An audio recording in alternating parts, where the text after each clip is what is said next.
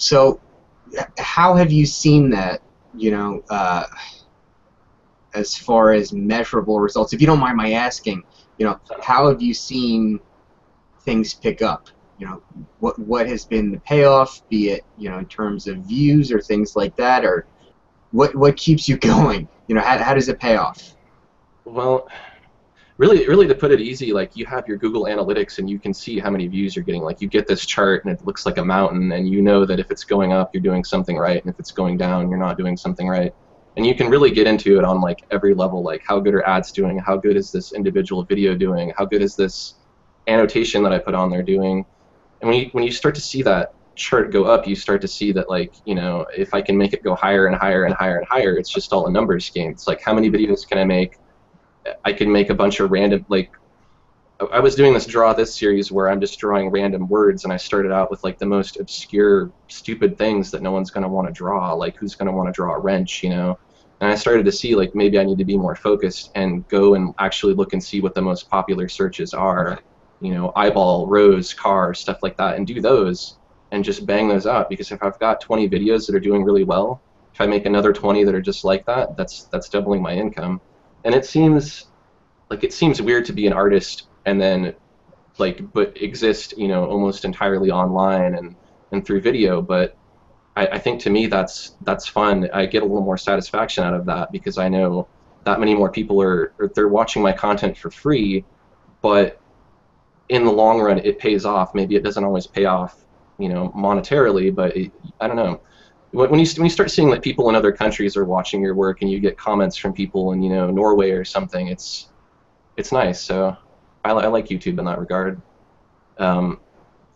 As far as paying off, I make some money off the ad revenue, but I don't like showing the ads. So I'd like to get to a point to maybe I could have people donate money to me rather than have to make them watch one of those ads. Right.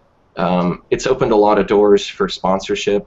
Like, we all know how much I love Wacom and Corel Painter, and that's honestly because I do actually love those products. Yeah. But they see that I'm passionate about it, and they see that other people see that I'm passionate about it, and they get passionate about it, and so it creates this kind of cycle where it's good for everybody. They hook me up, I hook them up, and everybody gets to make some digital art and enjoy it. So everybody wins. It's worth looking into YouTube. It seems like one of those things where it's like, why bother? It's just a video thing. But there's so many people who use it that statistically you can't really fail if you just do it, And it's not hard to just put up a video of you talking about essentially what we're talking about now by yourself, like what are you working on today, or what do you want to be doing with 2015, and things like that. People eat up those videos more than they eat up the videos where I'm like, here's how you draw this, super awesome thing. People would rather, believe it or not, listen to me talk about myself. So it's probably also those piercing eyes of yours. Yeah, better watch out. The monetization option button toggle on YouTube, how does that work? Is it worth it? Do you use it?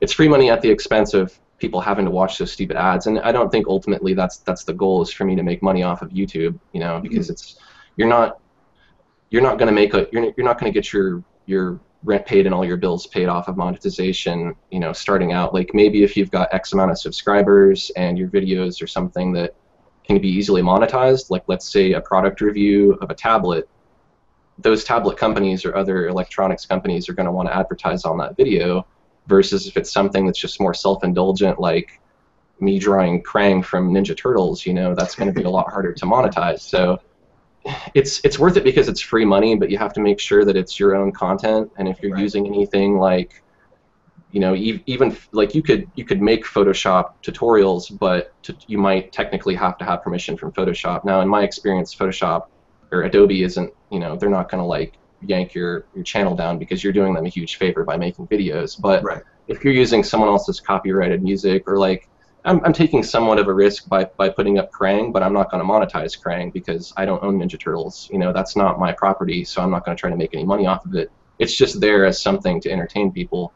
So if it's your own stuff, you're just doing drawings of your own artwork and things like that, that's totally fine to put up and monetize, and you will make some money off of it. How much money you make, that's going to depend on how much you put into it.